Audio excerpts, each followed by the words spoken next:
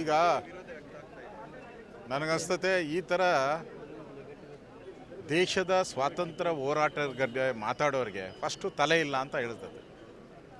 ಇಂಥವ್ರಿಗೆಲ್ಲ ಹಿಂದೆ ಜಾರ್ಜ್ ಫರ್ನಾಂಡಿಸ್ ಅಂತ ನಮ್ಮ ರಕ್ಷಣಾ ಸಚಿವರಿದ್ದು, ಕೆಲವು ಅಧಿಕಾರಿಗಳು ಅಲ್ಲಿ ಅವ್ರಿಗೆ ಶೂಸ್ ಕೊಡಬೇಕಾದ್ರೆ, ಗ್ಲೋವ್ಸ್ ಕೊಡಬೇಕಾದ್ರೆ 10 ವರ್ಷದಿಂದ ಸತಾಯಿಸ್ತಾಯಿದ್ರು. ಅವ್ರನ್ನೇ ಹೇಳ್ಕೊಂಡೋಗಿ ಅಲ್ಲಿ ಬಿಟ್ಟರು.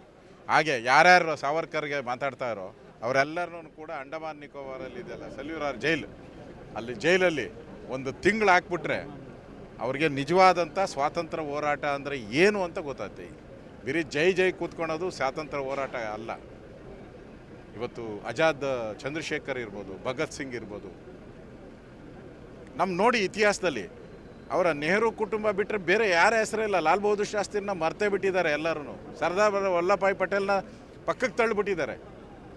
ಬರೀ ಅವ್ರ ಕುಟುಂಬ ಮಾತ್ರ ಏನೋ ದೇಶಕ್ಕೋಸ್ಕರ ಹೋರಾಡೋದ ರೀತಿ ಬಿಂಬಿಸ್ತಾ ಇದ್ದಾರೆ.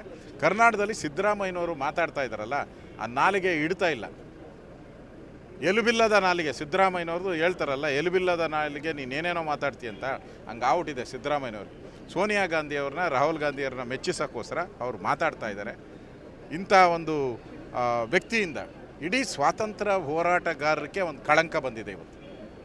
ಈ ಥರ ಕಳಂಕ ಮಾಡುವಂಥ ವ್ಯಕ್ತಿಗಳೇನಿದ್ದಾರೆ, ಈ ಥರ ಸ್ವಾತಂತ್ರ್ಯ ಹೋರಾಟಗಾರ ಬೇರೆ ಬಗ್ಗೆ ಮಾತಾಡಲಿ, ರಾಜಕಾರಣಿಗಳ ಬಗ್ಗೆ ಮಾತಾಡಲಿ ಸಹಿಸನ, ಅದು ಸ್ವಾತಂತ್ರ್ಯ ಹೋರಾಟಗಾರರಿಗೆ ಮಾತಾಡೋರಿಗೆ ಜನನೇ ಇವರಿಗೆ ಬಹಿಷ್ಕಾರ ಹಾಕಬೇಕು.